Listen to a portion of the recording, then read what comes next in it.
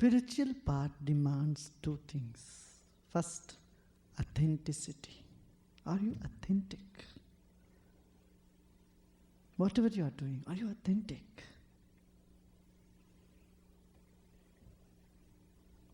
The second thing it demands is intensity. Intensity. How intense are you in anything you are doing? If you are just lukewarm, there's no progress in spiritual path. Do you have the intensity of anything? Desire? Do you desire something with such intensity?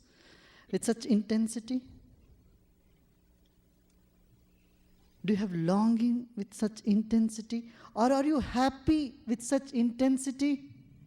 Are you happy? Just like a child, it's so happy, it's so intensely happy it is. It's not just sitting smiling. The smile and joy pours out from its whole body. Haven't you noticed that? Have you seen small baby? 6-month-old baby, see how it laughs. When it laughs, is joy contained in a little lukewarm fashion? The joy of a child bursts. Similarly, the life force in you should burst out from you. Every cell of your body should vibrate, should exhibit the life energy. Your whole system radiates. That is spiritual. Then you say, oh, you are doing something. You are living your potential.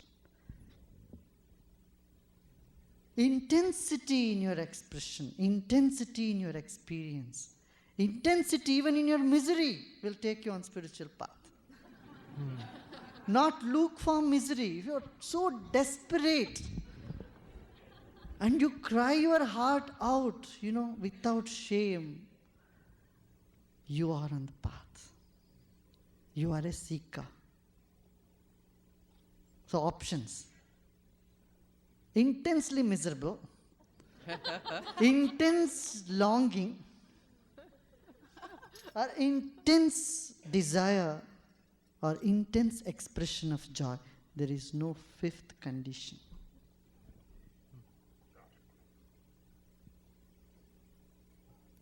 And authentically, not just dramatizing it.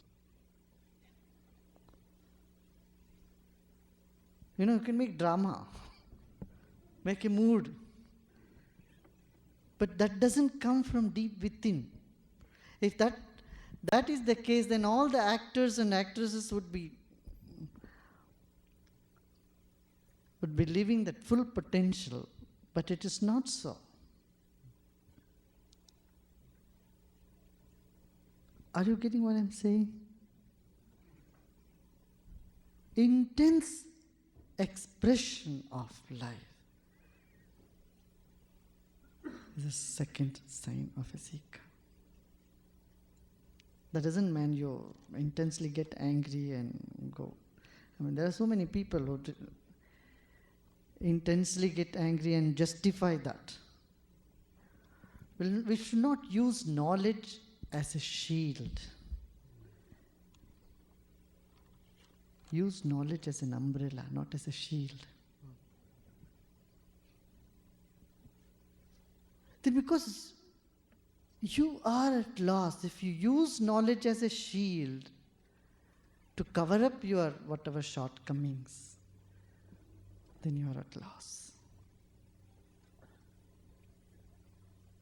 And again, when you recognize shortcomings, don't hold on to them. This is another problem. Oh, I am no good, I am no good. Self-blame. If you are blaming yourself, remember, there is no chance for you to any progress. Because if you are blaming yourself, how can you go towards something which you are blaming? You try to stay away from that something which you blame. And if you blame yourself, will you ever be able to go deep within yourself? Self-blame prevents you from settling down. And if you cannot settle down, you are definitely going to blame others around you. And so we oscillate between self-blame and blaming others. This is the biggest pitfall on the path of evolution and the path to God. So whenever you blame, you're not blaming yourself. You're blaming God. So that golden rule we need to find, that golden line we need to find, that center point where you recognize the shortcomings but not start blaming yourself. The mere recognition take you further. Not denying and not blaming, but recognizing. Are you all with me? Is your mind still here? I want 100% of you here. I don't want only 30% of you here and then another 50% out somewhere in Santa Monica. Huh? 100% intense. Do anything intense. Listening, seeing, tasting, smelling, crying, singing. I tell you, it's the shortest way. Patanjali, the propounder of yoga, he said that Tivra Samvega Nam Asana. That's the one who has the intensity. For them, it's the yoga, the union, or the oneness of the mind becomes so easy.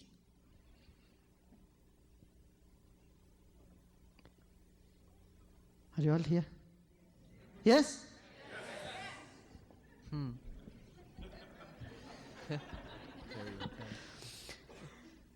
Often when people are upset, they are intense.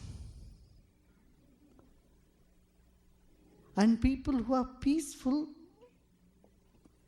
who are in love and joy, they don't seem to exhibit the intensity. Isn't it?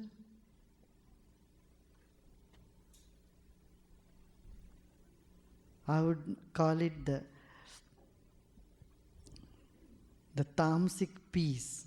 Peace means very dull. Peaceful, I'm peaceful. Sort of inertia. Inertia can also be interpreted as peaceful. But the dynamism is often associated with anger, rage, frustration. Rare we find those who are intense even in peace. Are you getting what I'm saying? An intense peace.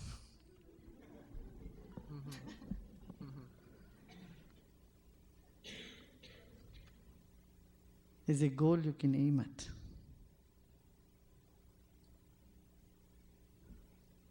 And that's what this society needs, the world needs today, isn't it?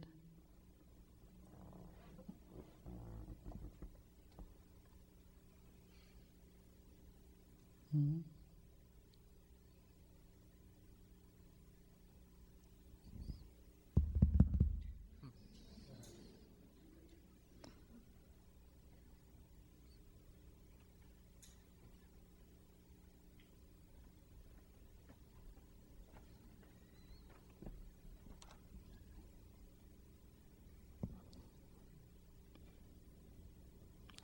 Let me see how many of you are really smiling, how many of you are not.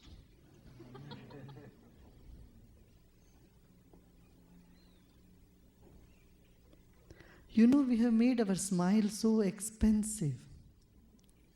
We smile once in a while, sometime now or then. And our anger, frustration, we distribute it freely, free of cost.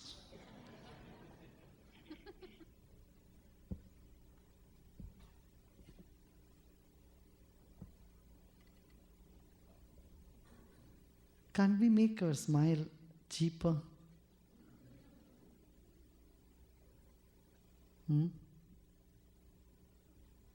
Wisdom is when you make your smile cheap. In fact, distribute your smile free of cost. And make your anger very expensive. You know, when we were in schools, if we are upset someday, one day, we were made to feel ashamed about it. If someone loses themselves, loses lose the temper, everybody would look at them as though something is wrong with them. If a boy or a girl in the class shouts or does something, everybody wonders what has happened to this person. So many days people will remember, oh, that person lost the temper. Because losing temper was not considered to be a very good thing to. Because the ideal was samadhi, equanimity. How equanimity and how unperturbed a person was given, that child or that student was really taught to be very high, it's good. I mean, pride was attached to unperturbedness. But today, pride somehow got attached to rage, frustration, aggressivity, what do you say? Aggressiveness. Aggression got itself hooked to prestige.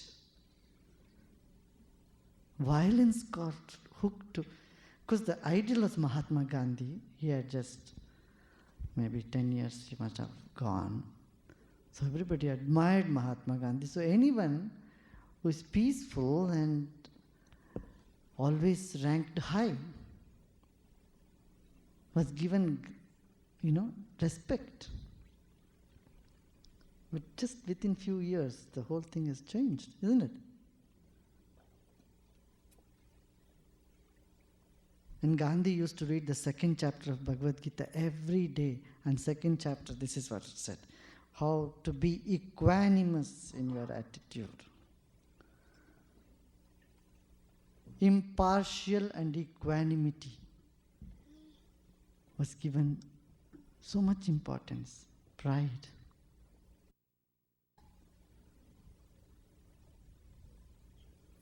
It's not suppression again. It value to whichever values you attach the pride to, that is what blossoms in life. Isn't it? You attach pride to violence, and violence will blossom, come forth in life. Violence will be exhibiting in every action.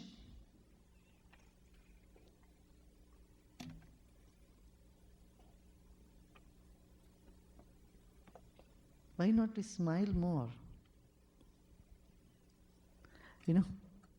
Just look at the person next to you and see if they're really smiling. If they are not, just pinch them and make them smile.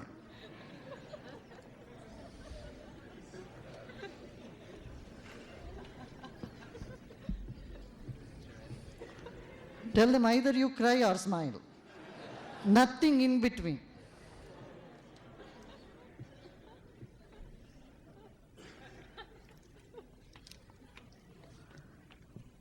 This is a step to become like a child again. A child either cries or it smiles.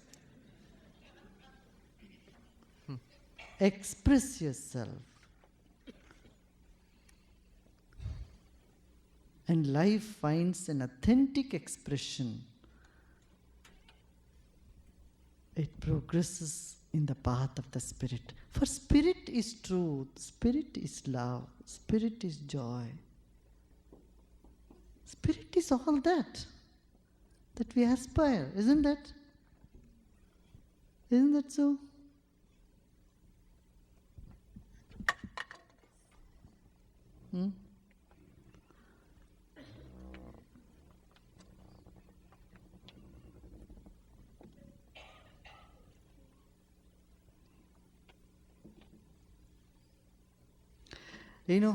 What stops you, what bottles you, is your problems. And you know, everybody else have the same problems. Slightly different problem. When people say, I want to talk to you, Guruji, alone, I said, there's no need.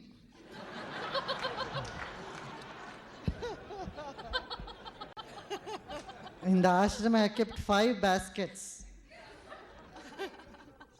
I know what the problem. Either the problem is about relationship, 1 basket. Job or finance, another basket. Health and health-related problem, 3rd basket. And miscellaneous, 4th one.